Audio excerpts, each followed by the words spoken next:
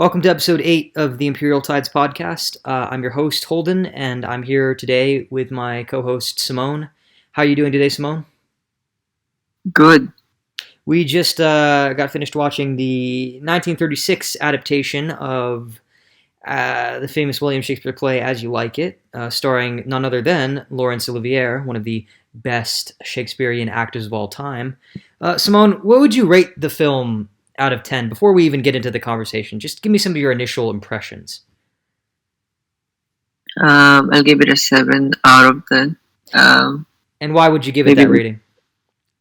I'll give it a 7 out of 10 because it seems that the film it goes very good in a good way, in the matter that it didn't portray that much conflict at all, and then it lacks some deeper introspections on the minor characters, or the characters that they mainly focus on some characters, I guess. And what would you rate the play that the film is based off of? Just the original work itself by Shakespeare. I'll give it a 8 or 8.5. And why is that? It's great. It's great that it's different from other Shakespeare plays. It is he didn't focus on the story. I guess he focused more on the character dialogues. You don't have to focus on the. He gives you time to think about the dialogues at some parts. Okay. And would you recommend other people to watch this movie, the film adaptation? Yes, I think that maybe it's a good way to interact with the past, or to get into the reason why. There's a reason why this film is portrayed that way. So we'll talk about it later. And what would appeal to people about this movie? What are the good aspects that would really draw them in? How would you sell it to them? Maybe that it dwells more on the positive side. So that's what I like about it. But there's some points that it lacks. It really lacks a lot of things, I guess. So maybe people should don't expect that much in this film, because it's considered a failure for some. Right, and we'll get into that in a little bit, but good thing that you brought that up now. So now that you've already seen this 1936 adaptation, would you watch another adaptation of the play, or was this one enough for you for this particular Shakespeare play? I would like to look for other materials, because this one it was portrayed in a different way. It's really obvious that it shouldn't be portrayed this way. It lacks some aspects that I'm looking for in a Shakespeare play. And to clue the audience on what some of those aspects were, just in brief, what were they exactly? What aspects specifically? Especially when we talk about Shakespeare, it more talk about the dialogues of the characters. So I guess that it didn't focus more on some characters. For example, it didn't give enough screen time to some significant characters. For example, Jacques and Touchstone. Okay, yeah, interesting. So now to take it in a bit of a different direction, what did you think of the film's technical aspects, like the camera work and the acting and the direction, the tone they went with, all of that? Just give me some initial impressions regarding that aspect of the movie. I think that according to what I read, that by that time they're just trying to adapt to the motion picture. So I guess that it's reasonable that it was portrayed that way, given that it was made in the 1930s. So the aspect that it's far from the movies that we see today, but it fits in. I think it's the best it was portrayed the way that it should be. It should be the best way. The best way that they can they can made this movie during the 1930s. Their standard of making movies by that time. What are some of the main differences between the filmmaking techniques of the 1930s and the filmmaking techniques of today? Just to list a few, if you can. Can you identify some of them? Yeah, especially the set is too small. I guess that it's too small. It feel like that it wasn't it's just made out of some scenes or something. It was really small, and then the given that it's in a black and white, that it didn't gives you much on the aesthetic aspects that the colors, I guess. So that I that what it lacks on something, and the music. It's not as good as the one that we have today. Okay, so production value, budget, and technological advancements or something like that. Because they didn't have color. Color was not as prominent back then. Those are the main differences, you would say. Yes, exactly. Okay. Now I'm going to answer the questions too, but so what would I rate the film out of 10? I'd give it a 7 point, maybe like a 7.5 perhaps. It's not my favorite Shakespeare, but then again, we haven't gotten to all of them yet. But it feels like a very minor work in the overall corpus, or the oeuvre, or the canon. It doesn't necessarily. Well, for one thing, the main thing that I kind of struggle with this play is that it lacks and the movie as well. Consequently, is that it lacks conflict, because it's not a conflicting play. It's not a dramatic play. It's very different, and we'll get into that in a little bit. But my theory on this is that Shakespeare wrote it for himself mainly. It doesn't necessarily seem like a crowd pleaser. Some people have argued before. Actually, a very prominent writer and playwright. Let me try to see if I can pull up his name here. But some people have argued that right here. So George Bernard Shaw, who was a very prominent Irish playwright of I believe the late 1800s to the early 1900s. He believed that As You Like It was lacking in the high artistry of which Shakespeare was capable, and his theory is that Shakespeare wrote it to please crowds, and that you can see this because it's called As You Like It. So what Bernard Shaw is implying is that Shakespeare wrote this as some weird sort of, as some bitter kind of, somewhat bitter, some kind of satire of what people liked at the time, making fun of the popular forms of plays and literature and whatnot, poking fun at this whole genre of the pastoral story and the pastoral comedy, the pastoral tragedy, whatever. He's arguing that it's some sort of cheeky way of getting back at people for liking this kind of thing and telling them, no, this is bad. This is how you like it. If you don't like my other stuff, but I'll make you like this. Something along those lines. I don't necessarily agree with that, but again, we'll get into it in a little bit. Actually, the famous Russian author Tolstoy had a few problems with it as well. If I can try to pull that up here.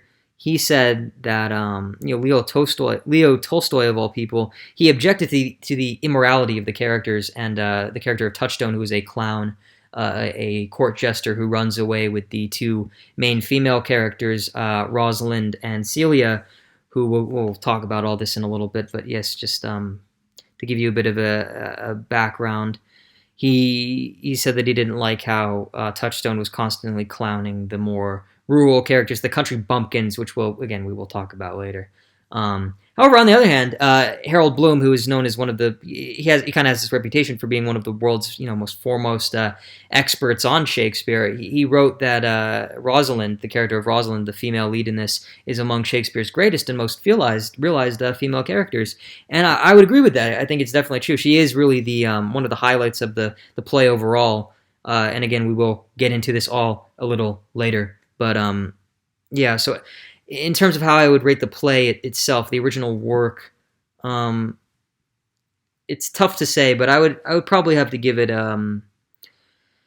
I'd probably have to give it an 8, or maybe even just a 7.75, just because, again, I feel as though there are more important works that do just make you think a bit more than this one. This one isn't completely worthless. There is a reason as to why everything is presented as it is, and I did enjoy watching it. It is a very even in this adaptation, which a lot of people don't seem to like, it seems to have a bad reputation for being a failure. Even Laurence Olivier said that it wasn't as good as he would have wanted it to be. He deemed it a failure himself, and so did the critics of the time, and so do people.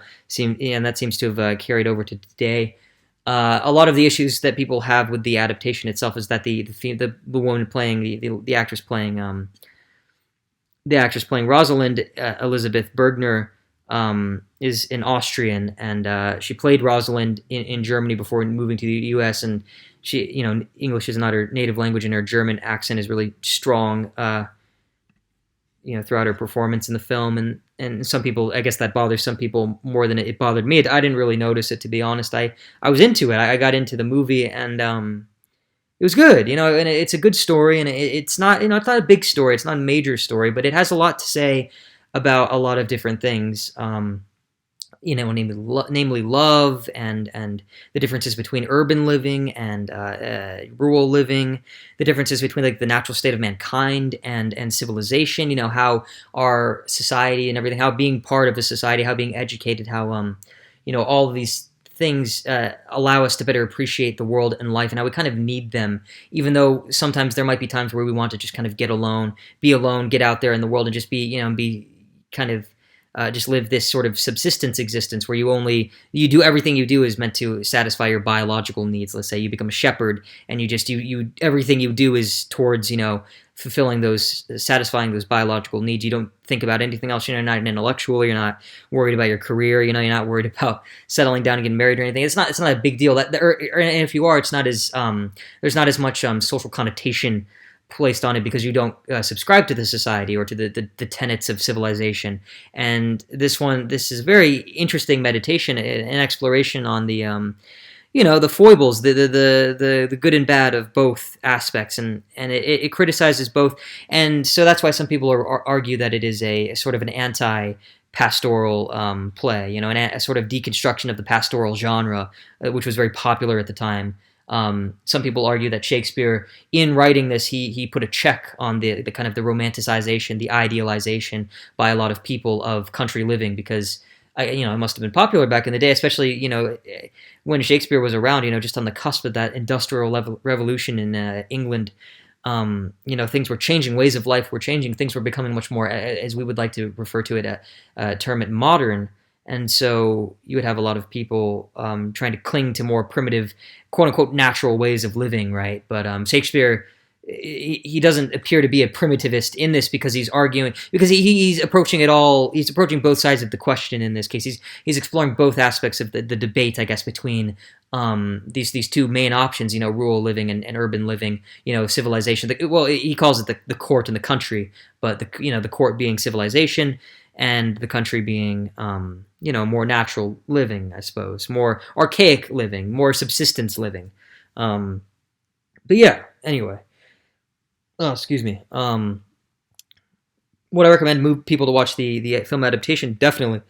I don't think there's anything really wrong with it. It's not long at all. It's like an hour and 8-10 minutes or something. It's really, if you have time, definitely go for it. It's this play and of course subsequently the adaptation of it. It's very fun. It's very lighthearted. It's just a nice little romp. It makes you think. Still, if you get into it, there are some interesting conversations to be had. But you don't necessarily need to have those. You can just enjoy it. It can be nice. It's Shakespeare at his most escapist, let's say, and the language in this adaptation is very easy to pick up on. There's no problem at all, especially if you watch it with subtitles. There are plenty of great quote-worthy lines, and there's the famous, what's it called? All the World's a Stage speech, as well as the 7 ages of, that is actually the 7 ages of man, and we'll get into that because that is probably the highlight. That is like the total highlight of the play and the film. But yeah, it's a great one. It's got all the iconic lines. It's got a great, I don't know if you could call it a soundtrack, but it's like a music. It's also, you could almost argue that it's a musical, even though the musical aspect isn't the most heavily emphasized upon. There still is definitely an aspect of musical to this, because there are a lot of songs there, the lusty horn, ding dong bell, all these sort of kind of woodland chants and stuff. I mean, and they're very well composed, and they sound nice, and they fit within the context of the story, and they contribute to its overall aesthetic, and it's a lot of fun. It's a very immersive, very feel good experience, very poetical, very poetic, and that's I think that's the crux of this. My argument here, my theory anyway, before we get into everything else, my theory on this play and as to why it is the way it is, in the sense that it doesn't have a main conflict, in the sense that it's not really about the high drama between characters and everything. I think it's a way, I think what a lot of people tend to forget about the creative process is that, because most people are, after all, only on the receiving end of things. They're the audience, they're the viewer. So, but to try to step outside of that for a bit and think about what it must be like to be the creator itself, to be the writer, the person putting all of this together and putting themselves through the creative process in order to get, in order to produce work. With Shakespeare, he has so many things. I can't help but wonder if maybe he made this one just as a way to give himself a break. Maybe this was his fun play. Maybe it was like a passion project in a sense. This was just a way for him to kind of play around with language, and from that you get all the world's a stage monologue, and so it turns out to have been a success in the end. But I think maybe what he did was deliberately, perhaps, go out of his way to kind of to remove any worry about having to deal with a very strong, kind of pervasive, total narrative. Because usually, of course, it's conventionally understood that the narrative should be at the height of everything. The drama should be there. You need conflict in order to tell a story. Maybe he removed those aspects on purpose, or watered them down, or pushed them to the side so that he could focus mostly on language and mostly on this engagement, this communication between the viewer and the creator, I guess, and the actors and whatnot, and to make it a much more interactive experience, to pull people in and to have them feel better than they were coming, out, have them feel good, better coming out than they were coming in, perhaps. And it's true. In a way, this is a very euphoric viewing experience, and there's something to be said about that. I don't think it's nearly said enough, so maybe that's why some critics don't like it. I could understand that. It's definitely not Shakespeare at his best, because he's not. But at the same time, I don't think he's trying to be his best. I think this is another aspect of the artist, and Shakespeare himself being one of the most prominent artists of all time. Not only in the English language but in the world. Has the most. He's the most filmed writer. He's that household name. He is arguably, if not just definitively, the most famous writer of all time. Right. He's got to take a break every once in a while, and so this, if you remove his legendary reputation from just the person himself but also the artist, this is a dimension of him. This is a layer of who he was as an artist that you don't really get to see all too often. I think it's him letting his guard down and just having some fun, and that's why we have fun too. It's infectious, it seeps into the play and you feel it, and that's why I like it anyway. And that's what I think. I think that's part of why it is the way it is, conflictless, unconventional in some sense. But yeah, and then at the same time, I think obviously he's still being serious and stuff, because he is a writer, and writers do have to tell story. Writers do have to have a point to things. Especially someone like William Shakespeare, who in all of his work, throughout all of his work, is constantly thinking about these big picture things, musing on human nature and the world and people and everything. This play is still concerned with all of that, for sure, without a doubt. And I think the big thing there would be, again, the deconstruction of the pastoral genre that was very popular at his time. Reminding people that because those plays they tended to be made for Londoners or whatever. Let's just say people who were kind of fed up with the ways of that kind of urban living and everything. They catered to a certain audience, and because they just had become so commonplace, they might have led to some general misconceptions about life in the countryside. They might have gone a little too far with the romanticization and the idealization and sentimentalization of that kind of life. And so maybe Shakespeare came in and was like, guys, it's nice that it's good that you have your escapism and stuff, but just think about it a little more critically. Stop and think about it so and this is kind of the rational approach to that. It places checks on country life and urban life and civilization and the natural state of things and whatnot. But that's what it is. It's basically to approach the situation approach this particular subject matter from all conceivable sides, or at least the two main sides, and to come to a much more happier, a happy medium, and to remind people to be, moderate and to really think. And that's what this is. Like a lot of other Shakespeare's plays, and a lot of art in general, this is really a testament to. It's a reminder for the viewer to think more critically about things, and that's why he is so beloved, and that's why he's so universal. Because you're always going to need to think critically. That's life, and so you can gain the skills, you can polish the skills to do that through things like this, through questioning them, through interpreting these plays, through analysis and stuff. And so I think this is definitely a prime candidate for that kind of procedure, that kind of intellectual processing. Yeah. In terms of the to veer off a little bit from that, in terms of the film's technical aspects, I mean, yes, like Simone said, it is very much a 1930s production. The lack of color does take a little bit away from it, but not enough for me to really. I think the difference is negligible. I think what's lost is negligible. I think the spirit of the play is still very much within the adaptation itself, and that's really all that counts. As long as you capture that energy, as long as you're able to suck people in. I felt very, very sucked in when I was in. I was keyed in the entire time I was watching. So, I think it did its job in that perfectly well. The acting was top notch too. I mean, Laurence Olivier, even if he isn't proud of this, even if this isn't necessarily his best work, it doesn't have to be. Again, it's a minor Shakespeare work. You let your hair down, let your guard down, have a little fun, enjoy it. There's not as much anxiety, there's not as much to prove. And I think they all. I don't know. I can't say if they had fun making this, but it's a fun production. It's a fun film by the end of it. It's a fun final product. And it takes you away for a little bit, but it also makes you think. It doesn't take you away enough to baby you or infantilize you or to pull the wool over your eyes. I mean, there's still definitely intellectual stuff to get into here, definitely for sure, always with Shakespeare, always. But that goes without saying, of course. But now we know why that is, and now we fully understand it. I think through things like this. But yeah, I thought it was perfectly fine. And I personally, I'm a huge fan of these 1930s films. I love older movies. The only thing I wouldn't say I like are silent films. I just because I prefer, I like dialogue and stuff. When I watch a movie, I like one of the top things is good dialogue, good character interaction, and that's kind of hard to do when everything is silent. But anyway, that's besides the point. So now, Simone, before we move on to actually talking about some of the issues that the play brings up, is there anything you'd like to add to anything I've just said? I'll give you a minute to, contribute your own thoughts to the discussion. No, okay, thanks.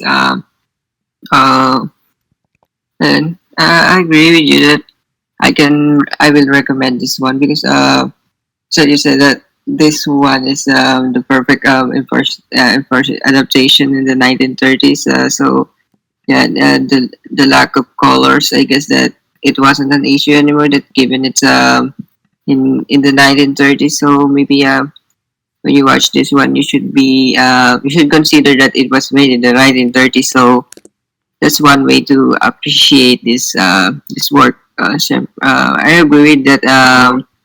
The actor, what's his name? The one who played Orlando. I agree. I think that's why he didn't agree that this one is. But that he said that this one is a failure. Maybe because as an actor, he thinks more about his performance. Maybe he's just anxious about the way that things were. That maybe he didn't did his best on his perspective. But I guess that everything is okay in this film. That they did a great way. It's a fun production. It seems that they really enjoyed every moment that they while making this film. Because I enjoy also watching this one. This one is also it's very optimistic for me. Yeah, and that would be Laurence Olivier. He played the role of Orlando, who was the male lead in this particular play. So I guess just to give a basic summary, I'm going to paraphrase this from Wikipedia so that you guys know, so that you guys have the context. As You Like It, it's a story about, the film portrays it more it's basically, okay.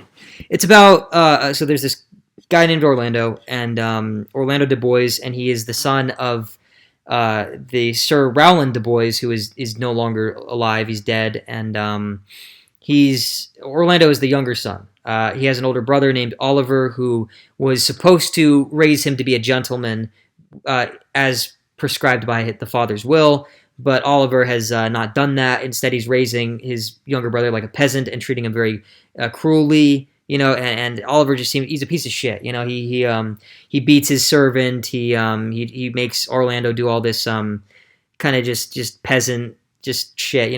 He's not upholding his promise, his part of the deal. He's not doing what the inheritance or what the will told him to, what the father said he was supposed to do with his son. And it might be a matter of jealousy. We don't necessarily find out why exactly he dislikes his younger brother. It might be jealousy. He might see potential that he doesn't have, in his brother. It might just be the corruption of of civilized, quote unquote, civilized living and whatnot. But anyway, Orlando gets frustrated at this. He gets tired of it, and so he decides to prove his worth and leave and kind of take charge of his own destiny by getting involved in this wrestling match with someone named Charles. And so then he does that. He goes, and even though it seems like he's going to lose, and even though Oliver tries to conspire with Charles to basically essentially get rid of Orlando. Orlando wins. He kicks Charles's ass and gains a lot of respect and shows everybody that he's competent and whatnot. And through doing that wrestling match, he actually meets two young ladies, Rosalind and Celia, who are aristocrats, nobles. They are respected. They're related to Duke Frederick, who is he's a duke. He's a very prominent man. Rosalind is Duke's niece, and Celia is Duke's father. And Rosalind's father is Duke Senior, who is Frederick's older brother, who he usurped. And usurpation is a theme in this play. We'll get into it a little later. It's a running theme, but it's a common occurrence. But a cycle of usurpation. But yes, so Duke Senior has been banished to the woods for some reason because Frederick seems to be corrupted by the ways of the courts, aka i.e. Civilization, civilized living, right? The ways of the nobility, where all your moves are being tracked and you have to play this game and it's all about domination, it's all about power and all that. So Orlando meets Rosalind and Celia, these two, fine young ladies or whatever, of good breeding and good looks and whatnot. And Orlando and Rosalind hit it off right away, and it's love at first sight. And but then he has to go. Orlando has to go because it turns out that Duke Frederick was enemies with Orlando's father, Sir Rowland de Boys, and so he doesn't like him and he has him leave. But then not long after, Frederick kicks Rosalind and Celia out of the castle, banishes them as well, and then Orlando gets, he runs away from his brother with his servant Adam, and eventually they all meet up in the forest of Arden, which is this. It's essentially. It seems to me like it's the name. There are real places called Arden, and there are all sorts of explanations as to why it is called Arden, because Arden was actually William Shakespeare's mother's surname, and it's also a place in France, and the story is set in France. So that could be part of it, but those are possible reasons as to why it was called that. But it's interesting. Arden also seems like an amalgamation, a hybrid of the names Arcadia or Arcady and Eden, and that's exactly what Arden is. It's sort of this pastoral paradise. And if you don't know what an Arcadia is, it's essentially a rural utopia. It says right here, it comes from the Greek word, which I can't pronounce, unfortunately, because I'm just looking at it on Wikipedia. But Arcadia, it refers to a vision of pastoralism and harmony with nature. And the term is derived from the Greek province of the same name, it's a real place in Greece, and that dates back to antiquity. And of course, a lot of Shakespeare, a lot of England, all that English culture and everything. They like to borrow from the Greco-Roman way of whatnot, culture and everything. Those dominant cultures kind of borrowing from one another, or really just more, the English borrowing from the Greeks and the Romans. Anyway, it's the garden. It's seen as so Arcadia. It's often seen as a lost Edenic form of life. Before Adam and Eve betrayed God's trust by listening to what the serpent Satan told them to, and bit into the apple and got kicked out and fucked everybody else up. And original sin and all that.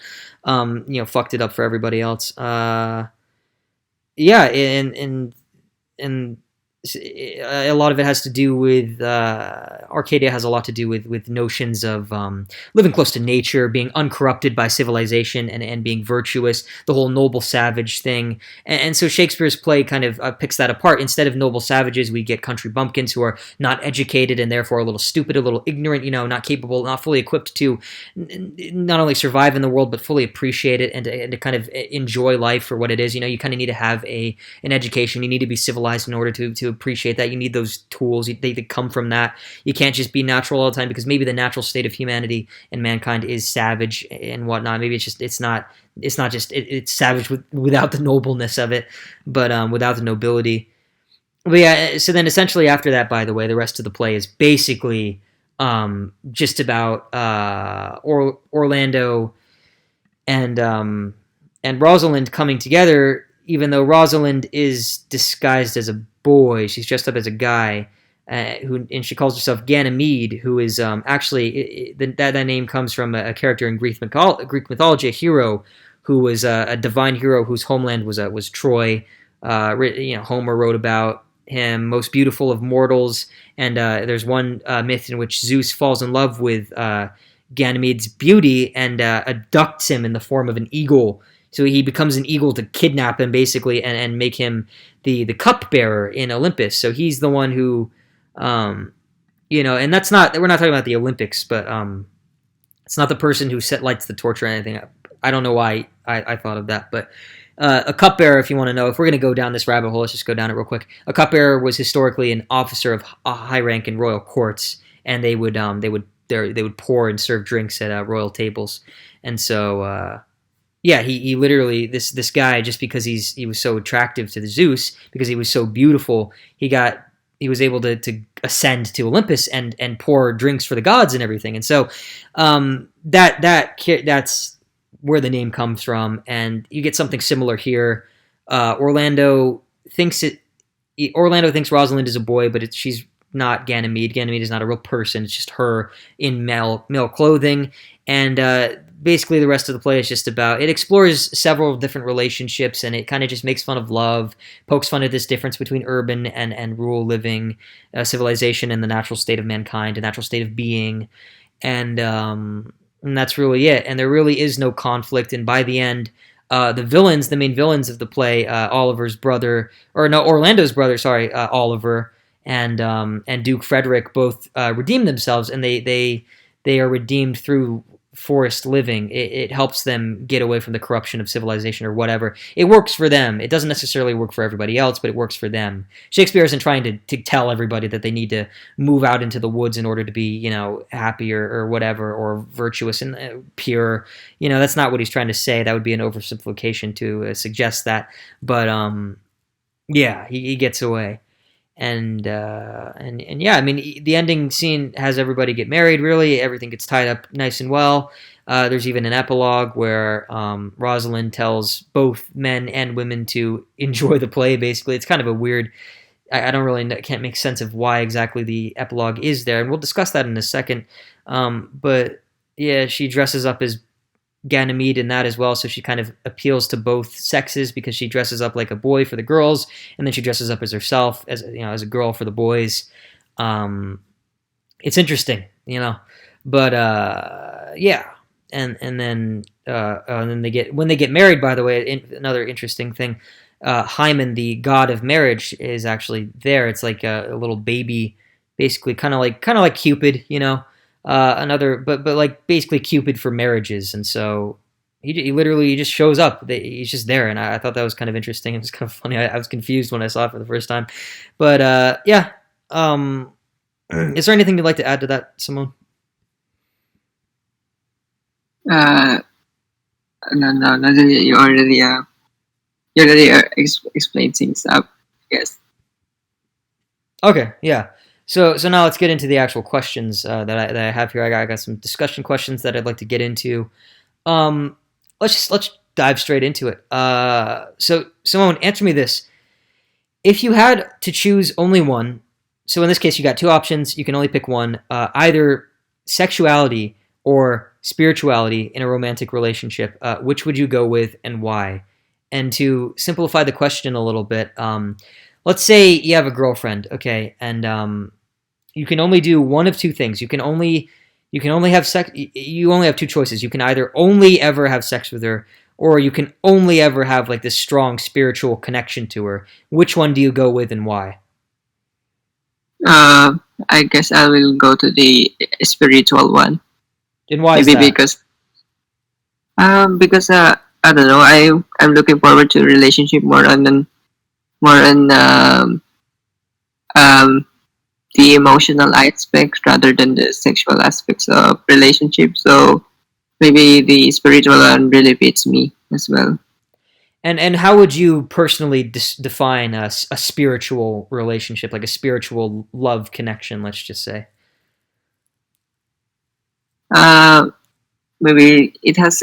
Maybe when you say spiritual, maybe the religious aspect will come into it. But I'm not too religious at all, so maybe I'll be more on the connection to her or something.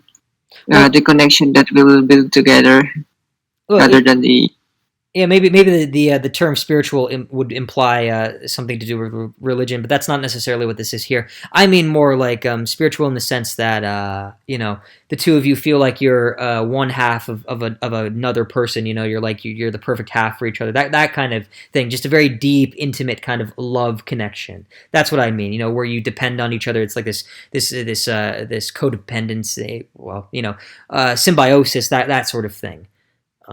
How would you personally define that for yourself? Like, what do you think of when you think of that kind of relationship? What does it consist of for you? What are its main features and everything? maybe the main features of this one. I think it's more on the connection that you will build. The communication between the two of you, or the and the way you express each other in to each other, or the way you understand each other, or talk about things, or express how much you love her, or the connection that you will build together, or that it's that you can build that each that she's the other half of you, the way you think or the way you perceive things. That's how I see it. So a deep like mutual understanding. The being comfortable around each other, being able to talk about anything. Trust, mutual trust. Dependability. You can rely on them for things like when you're feeling down or where there's an emergency or something. They'll come through and they'll help you. Collaboration, perhaps. Are all those things that you would consider to be spiritual in a relationship? Perhaps that those are part of the spirituality of a romantic / amorous relationship. Yes, the mutual.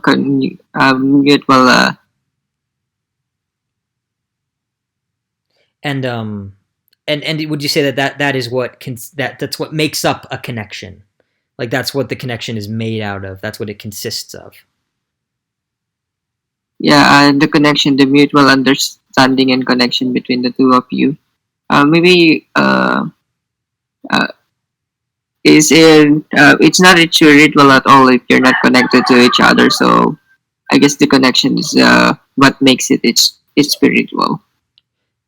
Okay, and so now answer me this: how exactly would you go about how does one balance sexuality and spirituality in a romantic relationship? How do you do that?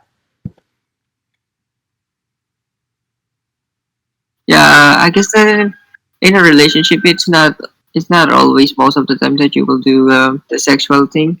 I guess that it's not the reality in life that it to get by in life you should find someone to get by or something that you will talk about things or face life together rather than the sexual part. So I guess it's an essential part of every relationship, I guess, because in the end of the day we're just animals. So it's it plays an important part. But I guess that to make things balanced, maybe it's just I don't know if it will sounds balanced. 25% of the sexual part and then 75% of the spiritual part because um life doesn't only talk about the sexual aspects. So I guess the 75% of the spiritual aspects will be helpful to guide us in life.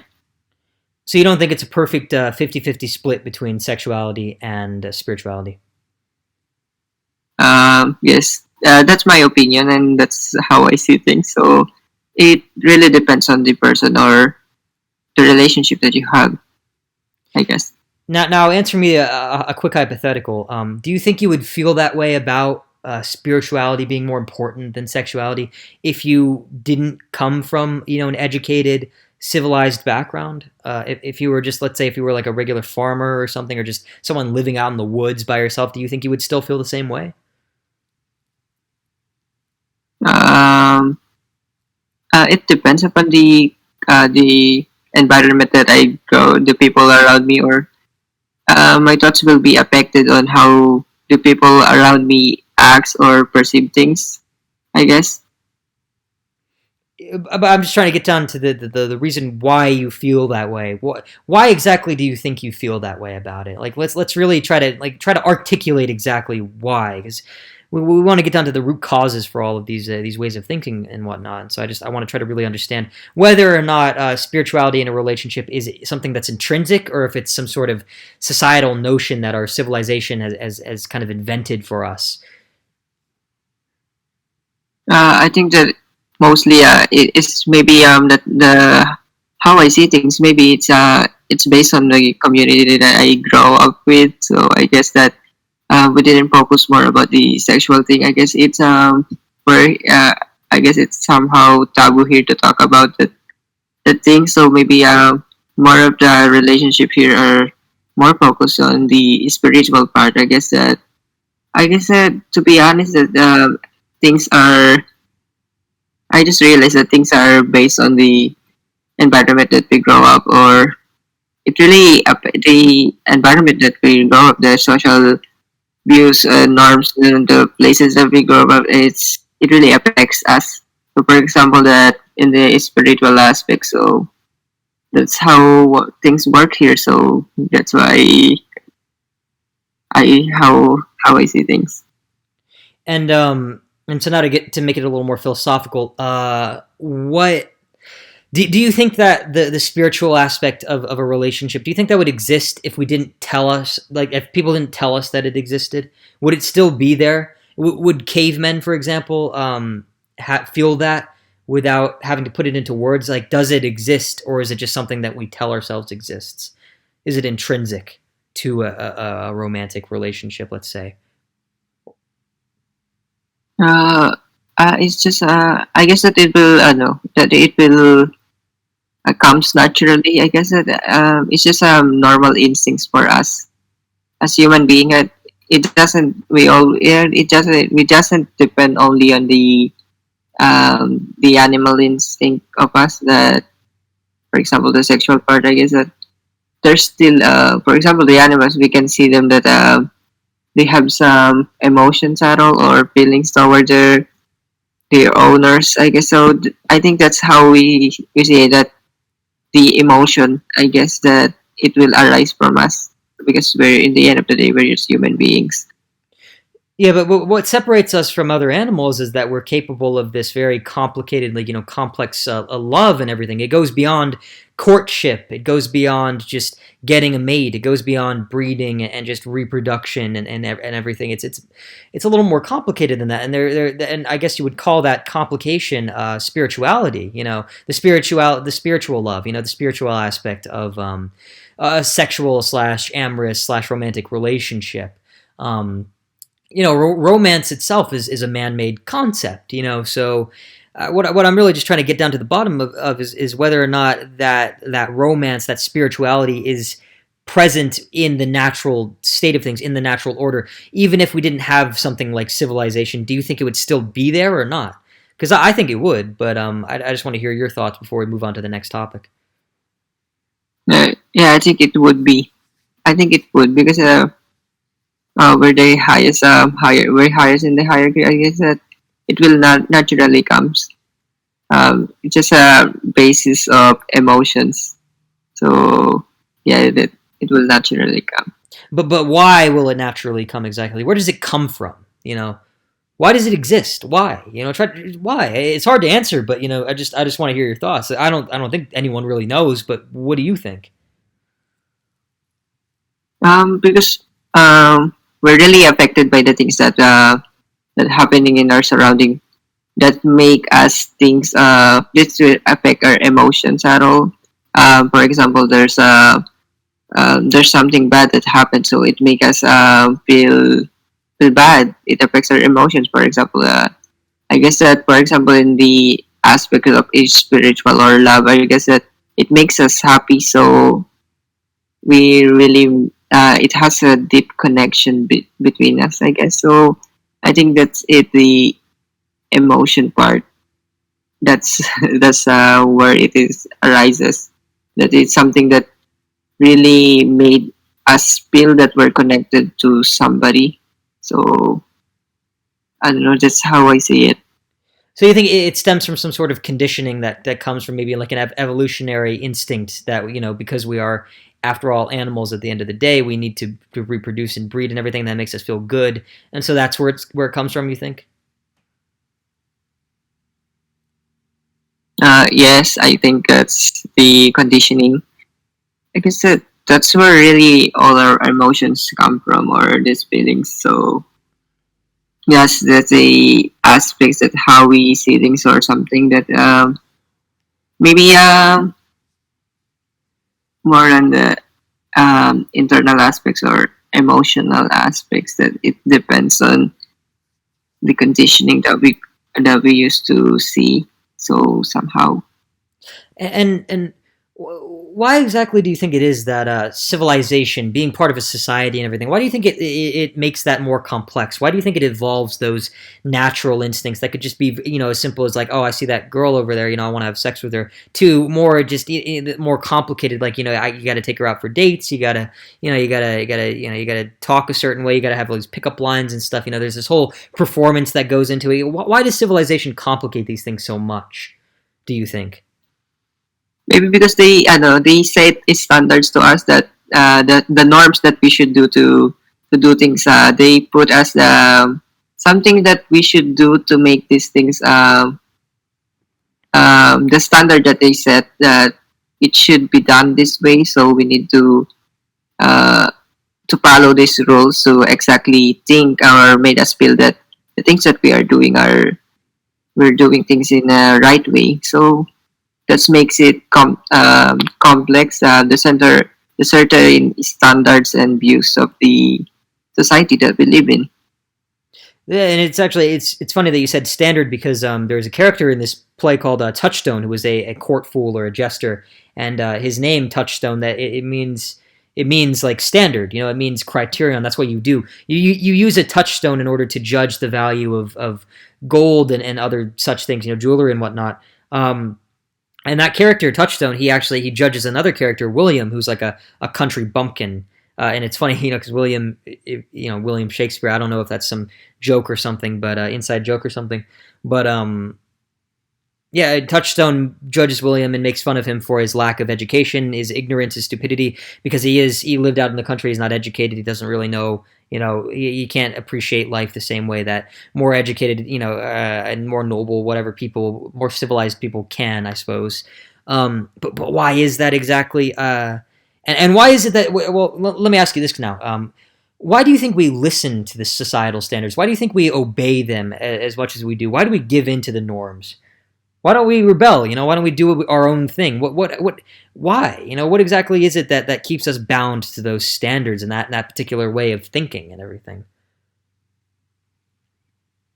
Maybe because we believe that this certain standard will make our lives easier. So I guess that if we follow these standards, our lives will be in a normal aspects or something that this is the right thing. This is the right thing to do. We need to follow this to be able to get life or to enjoy lives or to be good as human beings. To do it was the roles that are given to us by the community or the society itself. So that's why it was an instinct for us to follow these things because we believe that this is the right way to do things or this is the best way that we can do to enjoy our lives to make it less complicated. So it might be an instinct that descends from a more, I guess, primitive evolutionary need for group acceptance and whatnot, and to belong to things, some sort of tribalism. But at the same time, these days it's more complicated because when you bring advanced technologies and civilization becomes more developed and everything, and the society you're a part of is much further away from that, I guess, quote unquote, natural way of being, just being out in the sticks and whatnot. There are a lot of there are a lot of positive and negative reinforcers, right? There's this enforcement. There is this conditioning that you are kind of forced to subscribe to from day one, from the minute you're born. You get people telling you, certain things are good, certain things are bad, certain behaviors are good, certain behaviors are bad. Do this, don't do that. You get pushed in certain directions. Wouldn't you say that that's a part of it? Those reinforcers. Yeah, it's a part of it. I get the society itself. The norms that we are living. It's the more it dwells on the more accepted values or accepted norms. So that's why it's most of the society members of the society, or let's say all of the members of the society, follows this certain standard. So we think that it's the right thing to do. So we still have our own ideas, or we have our opposing ideas regarding these things. But given that it's the certain standard mandated by the society, so we need to follow these things. But you can argue with these things, or you can have your own idea. But I guess that the society will view it absurd. Do you think it's a good idea to always listen to what the society or the culture is telling you to do? I don't think so. I don't know. And why? Why You why is it not a good thing? maybe because to be able to grow as an individual, you have to have your own thoughts. I guess that um, you can't grow by just listening to the people around you. That's like what happened to Richard II. I guess that he didn't have his own ideas. He just listened to his advisor, so he didn't grow at all. Maybe you need to give room for yourself, or at least educate yourself by yourself, not just or have your own thoughts regarding things, because you can't grow by just depending on people or just following a certain rule. So you need to question things. You need to start questioning things so that you can have your own idea by um, by articulating choices or creating new ideas. Maybe that's the best way to improve as an individual. Richard II wasn't able to develop as a king, as a proper leader, because he was always relying on the flatterers to make his decisions for him. He couldn't stand on his own 2 feet and make those decisions himself, because he didn't refine those skills that you need in order to be a proper and effective leader. He didn't educate himself the way he should have. He didn't take the time to go through the process to do things on his own. He was lazy about it, and he was overly dependent upon those around him. Perhaps that surrounding court culture. Great observation, by the way. Good way to connect it to some of the other things that we've covered so far. But now let me ask you this. I feel like we've kind of, there's plenty more to talk about in this, but I don't want to get too deep into it, because there are still other aspects of the play that we haven't talked about yet. But overall, would you say which is preferable? Do you think the country or the court, rural living or urban living, the natural state of things or society, societal living, civilization? I guess the court rule rather than the country. I guess that the court, the court rule, I guess it's more on the educated people, or it focuses on the nobles. Not exactly on the nobles, but it's more on education rather than the norm, the common things or the primitive things. So I guess that it's better to to set the standard down from the court views. I guess that because it will enable you to think more about, for example, the character of William. Just like you mentioned that he didn't know about things, or he's a fool, or he didn't understand more about things. So I guess that to be able to really understand the complexities of life, we need to be educated, which is the court will enable us to do. But doesn't court life corrupt? Doesn't it lead to treachery and betrayal and all these people trying to screw you over? I guess that's the bad part about it. That's the downside of the court. That uh, it's complex. It's complex. That it's complicated. That there's a lot of things that comes with it. That's how life is. It's too complicated. So What do you think the solution is, though? How do you prevent corruption in the court? What can you do to fix it, to fight back? maybe you should be open-minded, open-minded about things, but still leaves room for yourself to think about things. Maybe you can listen to all of this, or check just the information that they will give, but still you should think more about, think by yourself. So you know what, you know what is right, wrong, and wrong. So I guess that you just need to analyze things or think about it. And how do you think a person can? Well, first of all, before I get into that, what do you think some of the good things about country life, rural life, or the natural state of things is? What are some of the positives? It wasn't too complicated at all. So it's just living for the sake of living. So enjoying life the way, from the small things that we have, or yeah, that's what I like about it. That it's too simple, not complicated at all. It's uncomplicated. Okay. And now answer me this one. How do you think a person can balance nature and civility?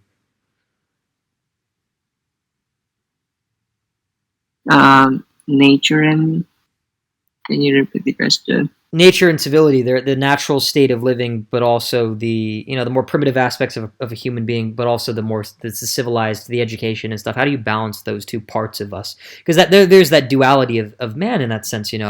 Um, we've got these primitive instincts, but then at the same time we're also more cultured than that. We're also supposed to be better than that. We're socially acceptable. Let's just say. How do you balance those two components of a human being? Of a life of modern existence, I suppose.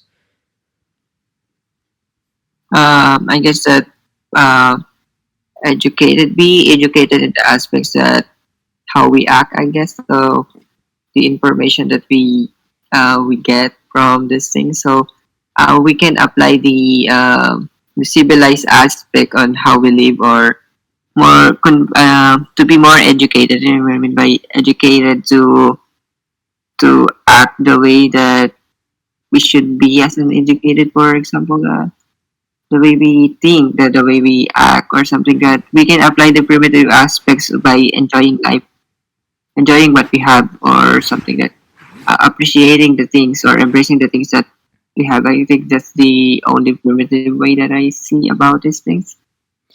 Okay, and so now let me answer these questions.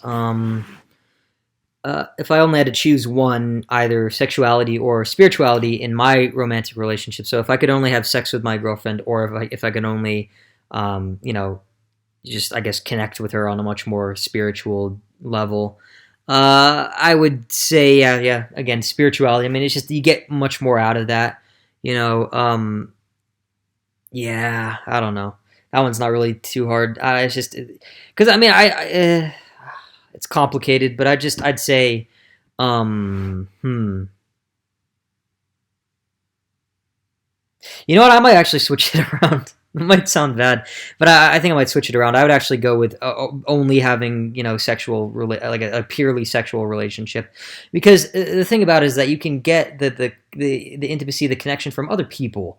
You can have platonic relationships. So I would have, and that I think in order to live, I think the best way. By the way, I think the best way to balance nature and civility is to find a way, find a good outlet to I guess exercise or relieve, I guess, yourself of those natural instincts and whatever. And so that would be that for me, essentially, I guess. Just maybe a casual girlfriend that you meet up, once a week, and you just have rough, wild sex from sun up to sundown, and then you leave and you don't see each other again. Really, that's the only time you ever interact. But that could be beneficial too, because it cleanses you. You can see it purges that, it gets it out of your system. You've tended to that need, and then you can focus on the more civil aspects of life. You can start to think more critically about whatever. You can devote that time to other more meaningful, more productive things. Let's say more socially acceptable things besides just just copulating and copulation. But that's what I would go with in this hypothetical.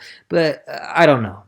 Just for convenience's sake, for the sake of pragmatism, for the sake of being able to focus on other things, I guess I would do that to just to be done with it, to get it done and over with, and move past it and not think about it. It's a bit of an absurd answer, but in theory, that's kind of, I don't know. I feel like I would still agree with that in principle. But I mean, the question itself is a bit abstract. So, but in terms of how you balance sexuality and spirituality, again, you got to purge. You got to kind of have, like, I think an assigned. I like to go with this assigned day of the week thing. So maybe every Saturday you get it on, and then every other day of the week it's normal, just normal business as usual. You're just having conversations. You're just talking about how shitty work was or whatever. You're watching movies together. And you're relaxing and you're enjoying life together. You go for walks, you go shopping, you go jogging, whatever, all that stuff. And then on Saturday, you do your whole big thing. You get the primitive aspect of it taken care of. You tend to those more natural needs and all that, and then you move on. I would do that for that as well, just to be pragmatic about it and to be realistic, because I think that's how most people go about it. There's that balance that, like Simone said earlier, that 25-75 split between the sexual aspect of a relationship and the spiritual aspect of a relationship. Spiritual, for lack of a better term. But overall, which one I would find more preferable, the country or the court, rural living or urban living?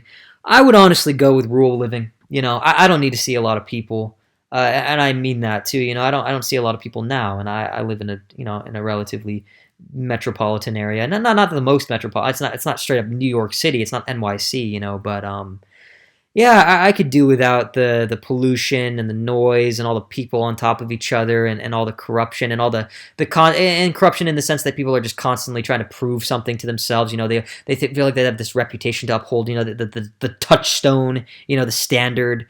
When you're out in the wild or whatever, when you're out in the country, you can do whatever you want. You can self-determinate as well. You can dictate your own life. You're your own boss. You need to do what you need to do in order to survive. At the same time, it wouldn't be. I wouldn't do a purely ascetic way of living. I would have some balance with it, and that's what Shakespeare's vouching for here. Obviously, I would try to make it nice. In this perfect situation, I would build my own log. I would pull a Walden, but with a little more, I guess, of that intellectual nourishment, I guess, in the sense that I'd have a whole bookshelf, and I would just read a bunch of books, and I would write, and I would, reflect on things, and just, have that space for that, while also hunting and providing, gathering water and providing for my biological needs. I would also set time and space and resources, aside in order to focus on my intellectual needs, I guess, and that intellectuality which comes from civilization and society, which is, it's still all part of us, but that's, I would retain that aspect of it. So I would get the best from both worlds in that sense. And that ties into the question of how a person can balance nature and civility, mostly through intellectualization, I guess, sharpening your critical thinking skills, just doing something like that, getting involved in that sort of venture, because it can be both. It's stimulating, it's entertaining, it feels significant because it is, it builds you up, it fleshes you out, it makes you become a fully developed person. It makes you more fully realized than you would be otherwise. Than you would be if you were like William, the country bumpkin, who doesn't know a hell of a lot and isn't really as well equipped as he could be, perhaps, in order to take on the world. And so, yeah, the downsides of a civilized society, let's just say, again, that corruption, that need to prove something to somebody, that insecurity, that doubt, the anxiety, being at the mercy of other people as well, doing what your boss tells you to. Because, some people don't necessarily hate work, but the reason why they hate work, it isn't necessarily the work itself. It isn't the paperwork. It isn't the stacking the shelves at the grocery store. It's their supervisor. It's their dickhead supervisor who just wants to have one up over them, to dominate or whatever, because they're insecure or they're lacking in their own lives, and they just want to take that out on you. It's all that bitterness and everything. Just basically the problem of having to deal with other people. That's the biggest thing about that's the biggest downside about with regard to so-called let's just say civilized society, civilized living. But then the downsides for rural life, of course, is that if you mess up, you kind of mess up for good. You're constantly relying on yourself and your farming and stuff. And your resource and everything. You got to make sure that you're going to get that stuff. There's a lot less. It's not as dependent, because without technology, you don't have that convenience and you don't have that dependability. If all the deer in your area, in your neck of the woods, go missing one day, if you can't find any, then you're kind of screwed. You're not going to get any meat for a while. So it's unpredictable. You have to adapt to a lot of different things. You have to take things into account. And it's very unstable, and it's there's no guarantee of anything really. Whereas with society, you get civilization, society, whatever, you get those comforts. They're guaranteed. You're allowed to be. You get this cushy quality of life that you wouldn't get otherwise, just being out there all alone, trying to make it yourself, like our ancestors did, like the Neanderthals, like gorillas and everything, like every other animal pretty much. So yeah, just a lot rougher, and the stakes are higher, and if you fuck up once, you could potentially fuck up for good and you're dead. So yeah, I would say just the lack of stability and the lack of guaranteed things. You take a lot for granted in society. It's tough out there. That's why most people don't live out there. That's why there are so few uncontacted tribes now in the year 2021. I mean, there's a fair amount, but and maybe that doesn't have enough to do with what I'm talking about, because those people are they have their own culture and whatever. But anyway, hierarchy and all that. But that's besides the point. That's beside the point. But yeah. Before we do the closing remarks, I know that. Well, we did the play. Like I said, the play doesn't really. It raises all these questions and everything, but it doesn't. There's not really much to say about this, because again, the story is the story. It's mostly just Orlando, and especially these three relationships: the relationship between Orlando and Rosalind, the relationship between Oliver and Celia, the relationship between Touchstone and Audrey, the kind of, she's like the female bumpkin who they have a purely sexual relationship. Oliver and Celia have like a purely Petrarchan, or like just kind of courting kind of relationship, too sophisticated for its own good, too spiritual, and then of course Orlando and Celia have kind of the perfect relationship. It's the balance of both. It's like this, playing hard to get, doing the whole game, but then also they have a genuine connection for each other. They are one of two halves each and all that, halves each and all that. But yeah, I mean that's really it. The whole play is just kind of them interacting and kind of messing around, and it's immersive. It's a very poetical experience, but that's really all there is to it. And I guess we could spend the next 30 minutes or so talking about like why it feels good, like break down exactly what it is that makes it feel good, what elements, what in the writing makes it appeals to us, what emotions does it invoke in us, why is that the case. We could do that, but I feel like we've kind of already said everything that we really need to say about this play for now. Like with the other Shakespeare plays, we're just kind of these first viewings and everything are just a way to dip our toes into the canon and everything, and try to familiarize ourselves with it so that we know and that we understand at least a little bit of it. The main points later on, if we ever do, because the future, who knows what the future lies in, what lies in store for us in the future, but what the future has in store for us, but we'll get more refined. We'll get into the nitty-gritty of it a lot later. So for now, I think we've kind of said all there really is to say about this particular piece, this particular work, this particular play. Is there anything you'd like to add to any of that, Simone, before I move on to the Would You Rather? Because I'm about to end the episode, but if there are any questions that you wanted to bring up, or if there's anything you'd like to add to what I've said, or if you want to make your own points or whatever, feel free now. I'm going to give you the time to do whatever you want. Feel free in 3, 2, 1, go ahead. No, yeah, I agree with you that the rural life and the civilized life. I guess that the rural life is much better. I guess that it's less complicated. That you don't need to interact with the people around you at all, which is something that it wasn't complicated. So I think that's more ideal than the civilized life. The civilized life is there's a lot of people that you can communicate with, but it wasn't the platonic one, I guess, or something that it's just for the sake of living. I guess the civilized one. I guess the when you interact with the rural life with people, I guess it's more on the intimate or something platonic. So it's much more deeper than the civilized life. I guess civilized life, you need to interact with people because you need to, or just there was something to get by, I guess. So I don't know, I like the rural life rather than this, but it's just but it's the problem is you need to find the perfect balance. Really, the things you shouldn't just dwell in one aspects of life. You need to explore things and then come up with a greater idea. So I think that's life should be, that we shouldn't dwell on one thing. We should to explore or the things that we need to improve as an individual to make our living better. I guess that's how life should be. So Okay, great, yeah, and I definitely I would agree with you on that one. Balance is key, and I think that's what Shakespeare's trying to put forth in this play. But yeah, so would you rather? We end every episode with a would you rather to have a little fun.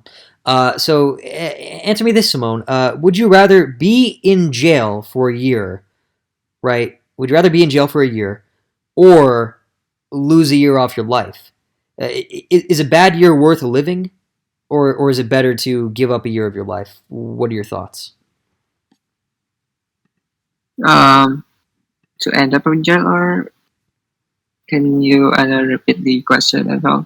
I'm still confused regarding this thing. Yeah, so would you rather be in jail for a year or lose a year off your life? I would rather be in jail than to lose a year of my life. I don't know if it sounds like it's the same thing, I guess, but it still depends on or what kind of jail that you will end up in, or is it a jail that you're just alone, or something that you're just in jail or just in prison for without doing anything at all, or is it a jail that will enable you to do something, or something you just need to do some crafts or read something? I guess it depends. Well, let's just say, let's give the question the benefit of the doubt, and let's just say that it's a bad prison. It's not like an easy, cushy, like Scandinavian jail or something where you do finger painting and you work a job or whatever. Let's say it's kind of the typical, quote unquote, the most common kind of prison experience where you could get the shit kicked out of you by other people. You got to be careful. You got to keep your eye out for everything. You probably have to work like you probably have to get a job, making license plates and stuff. But there are still resources, like you could like read books and everything. Like you can do all of that, but it's not an easy life. It's a tough life. Would you rather live that, or would you rather just have a year of your life literally shaved off, erased? Like let's say you were going to die at 89, but then once you agree to have one of your life, but then you turn 88 basically. You're going to die at 88 now instead of 89. Which would you rather go with now? Maybe to erase a year in my life, I guess. So I think it ended up in the prison with that. It's just even though you have something to do at all, something meaningful to do, and then maybe it's complicated that you need to interact with these people. You get bullied all the time, I guess. So maybe just erasing a year in my life. So maybe it's not that hard at all. It will enable you to appreciate more your life, knowing that when are you going to die, or knowing that a year in your life will be missed or will be gone. So it is a great way for you to enjoy your life, to find more, appreciate things that you have. Yeah, I would probably go with the opposite though. I would just take the year in jail because, as rough as it sounds, there's something you can learn a lot from that. I think you could come out of it with a better appreciation for the way things are. I guess like if you're, I don't know, if you're spoiled or something, and then you go to jail, you kind of see how things could be, and you're thrown in the shit. You're in the middle of it, the thick of it. I think that would make you a little more humble. It would make you more appreciative. It's tough, but you'll come out of it with a different perspective, a fresh set of eyes, and with those, you'll be able to better appreciate the world for what it is, and live your life better. Even if you had to spend one of the years of the years of that life, a year of that life steeped in total misery. I think it would be a good teaching tool. It's harsh, I think some people need it. I don't know if I would necessarily need it, but I would, between the two, between just straight up losing a year and having a bad one, I would probably have the bad one. I would just take the jail because I'd rather live for as long as humanly possible. Because I think there's some good to be taken out of that. It doesn't seem like there is, but that's kind of why it is. That's precisely the reason why it's beneficial. It wouldn't be fun. It would fucking suck. I mean, I think I am at least kind of downplaying the implications of a year in jail and all that, but I mean, just in this hypothetical, whatever, I'll go with that because I don't want to have a year shaved off my life for anything. But yeah, is there anything else you want to say about anything at all before I close this one off? I don't know that. And I know it's also good and your perspective about in the jail. So I guess it's maybe, but it still depends on the perspective of the person that will put into the situation. So I don't. That's what I think. Yeah, it's a tough one. It's certainly a toughie. But anyway, hope you guys enjoyed the video. If you did, please do feel free to leave a thumbs up. You can comment in the comment section. Just make sure that it's civil and don't be an asshole. Basically, it's the only rule. And subscribe. Share the video with all your friends. Share the channel with all your friends so that we can have a whole big following here, and we can all hold hands and jump around and I don't know, get naked and shit. But yeah, new videos every week. Look forward to a lot more Shakespeare. We're gonna try to finish all of them eventually. and then maybe get into even more of it later. By the end of this all, by the way, announcement, we will do a ranking of all the Shakespeare plays. That will be its own separate episode, and we'll weigh the merits of each, and we'll try to come up with a definitive list between the two of us. We'll have separate lists, and then we'll try to come up with a combined list, and that'll be a whole episode in and of itself. So look forward to that at the very end of this journey, I guess. But yeah.